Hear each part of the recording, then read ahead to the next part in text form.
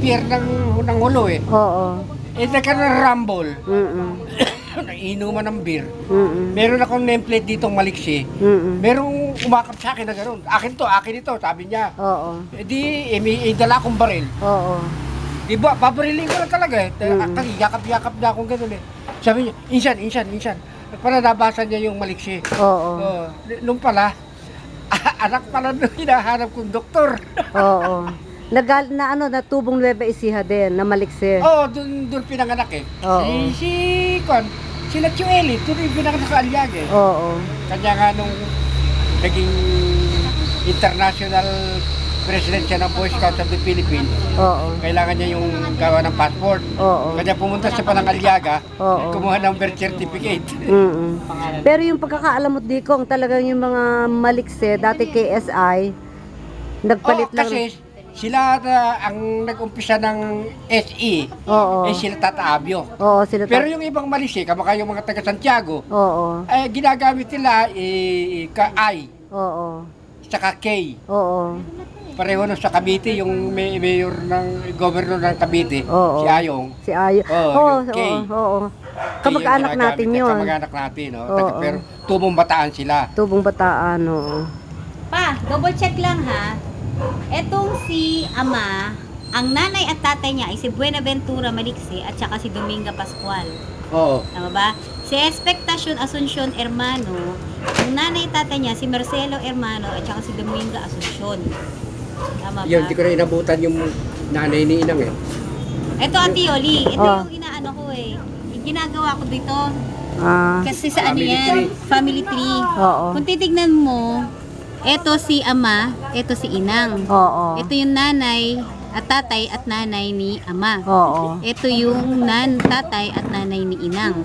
Ba namin So, okay ah. Ang ginukuha ko yung link kung Oo. sino pa yung root. So, kung Oo. makikita mo dito, Seferino, ito yung mga anak ni Leandro tsaka ni Oo. Expectacion. Oo. So, Nazario, Seferino, Jacinto, Buenaventura, Mm. andyan dyan. Oo. So, si Seferino, kung titingnan natin, ilililing ko yan dito sa lahat ng anak niya.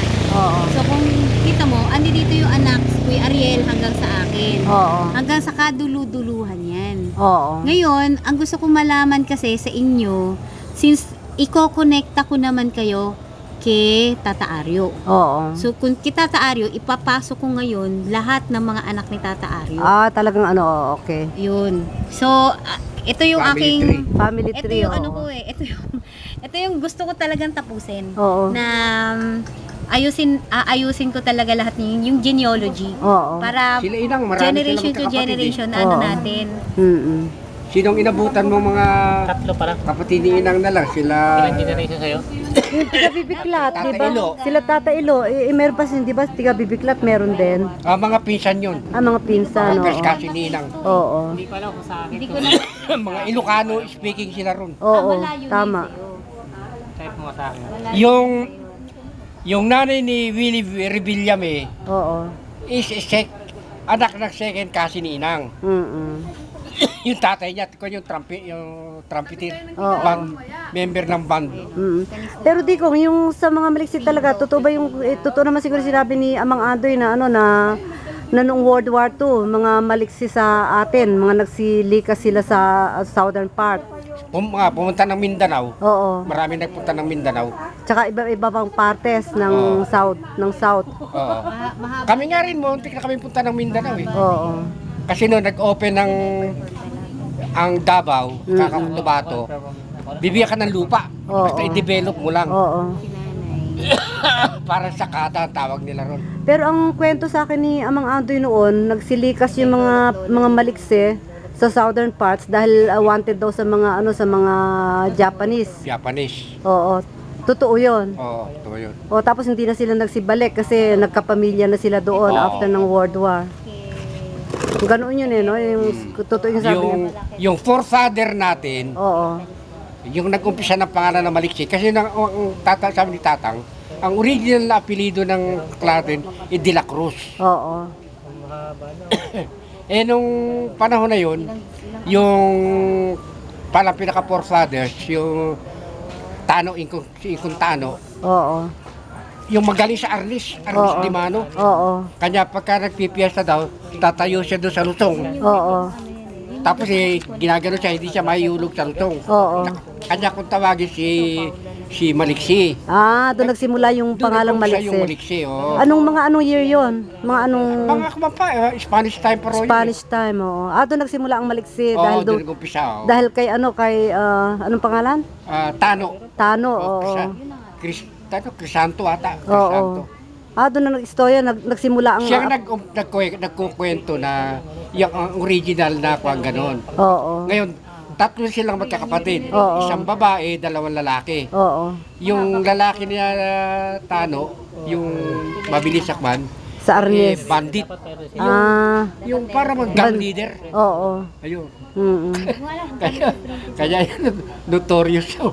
Ah, sa kanya pala nagsimula yung apelyidong Maliksi. Oo, naging notorious Oo. yung... Hanggang sa dumami na tayo ng dumami ng Maliksi. Ngayon,